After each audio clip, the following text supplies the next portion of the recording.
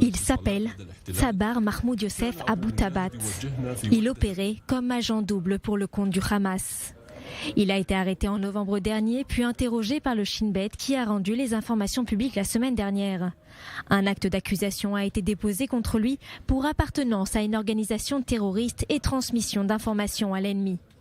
L'accusé a porté atteinte à la sécurité de l'État et a agi pour le compte du Hamas afin de nuire à l'État d'Israël. Il a prouvé que s'il est libéré, il y a une réelle crainte qu'il porte à nouveau atteinte à la sécurité de l'État. L'accusé a reçu un permis de travail qui lui permet d'entrer en Israël et a profité de la confiance qui lui a été accordée et a fourni des informations susceptibles de nuire à la sécurité de l'État. Selon l'acte d'accusation, Abu-Tabat aurait transmis des informations qui pourraient être utiles à l'organisation terroriste.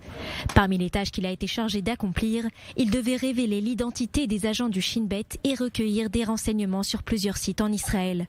Une preuve que le Hamas surveille et analyse les activités des services de sécurité intérieure.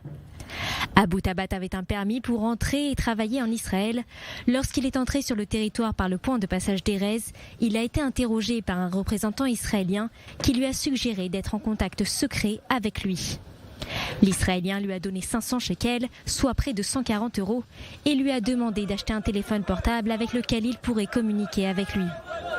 Quelques jours plus tard, Tsabar Mahmoud Youssef Abu-Tabat s'est rendu à Gaza. Il a rapporté aux agents du Hamas la rencontre avec l'Israélien et la proposition secrète qu'il a reçue. Le Hamas lui a ordonné d'accepter et de renforcer les relations avec l'Israélien. Il devait signaler à l'organisation terroriste les tâches qu'il recevait et le Hamas s'assurera qu'il peut les mener à bien sans leur nuire. Le Hamas aurait enregistré des conversations téléphoniques entre l'agent et son opérateur israélien qui lui a demandé entre autres de saboter les roquettes à longue portée du Hamas à l'aide d'outils qui lui seraient fournis par le Shin Bet. La relation entre le Shin Bet et l'agent double a duré environ 1 an. Ce n'est qu'alors qu'ils ont réalisé en Israël qu'il s'agissait d'un agent double. L'acte d'accusation détaille comment le Hamas utilise les points de passage qui sont sous son contrôle pour recueillir des renseignements par l'intermédiaire de Palestiniens qui se sont vus accorder des permis de travail en Israël.